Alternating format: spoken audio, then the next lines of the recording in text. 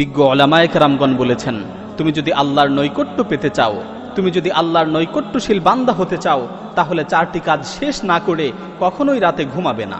প্রথম কাজ, আল্লাহ ইয়ানামা ওয়ালাহু ওয়াজহুল আরদি খাসামুন, কারো সাথে ঝগড়া বিবাদ চলছে, এই ঝগড়া বিবাদের মীমাংসা না করে রাতে ঘুমাবে না। কারণ তোমার মৃত্যুর ব্যাপারে তো কোনো গ্যারান্টি নেই।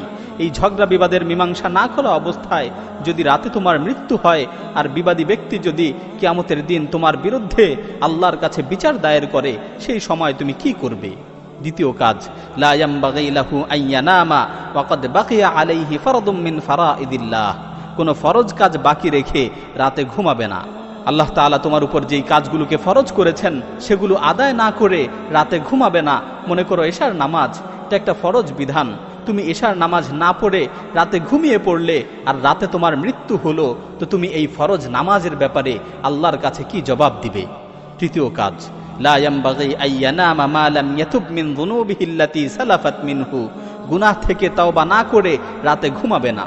মনে করো তুমি দিনের বেলায় কোনো গুনাহ করেছো আর তওবা না করেই রাতে ঘুমিয়ে পড়লে, মালাকুল মাউত যদি রাতের বেলায় তোমার কাছে চলে আসে, রাতে যদি তোমার মৃত্যুর সময় হয়ে যায়, তাহলে যত চেষ্টাই করো তওবা করার আর কোনো সুযোগ থাকবে না। চতুর্থ কাজ, লা ইয়ামবাগি আন ইয়ানামা হাত্তা ইয়াকতুবা ওয়াসিয়াতান সাহিহা, ঘুমানোর পূর্বে উত্তম একটি ওসিয়ত না লিখে ঘুমাবে না। কারণ তোমার মৃত্যুর তো কোনো নিশ্চয়তা নেই। রাতের বেলায় যদি তুমি মৃত্যুবরণ করো, তাহলে ওসিয়ত করার আর কোনো সুযোগ থাকবে না, তাহলে ওসিয়ত করার আর কোনো সুযোগ পাবে না। সুতরাং মৃত্যুকে সুনিশ্চিত মনে করে, মৃত্যুকে নিকটবর্তী মনে করে এই 4টি কাজ করে তারপর রাতে ঘুমাবে। যদি তুমি এই 4টি কাজ করতে পারো, তাহলে তুমি আল্লাহর নৈকট্যশীল হতে পারবে।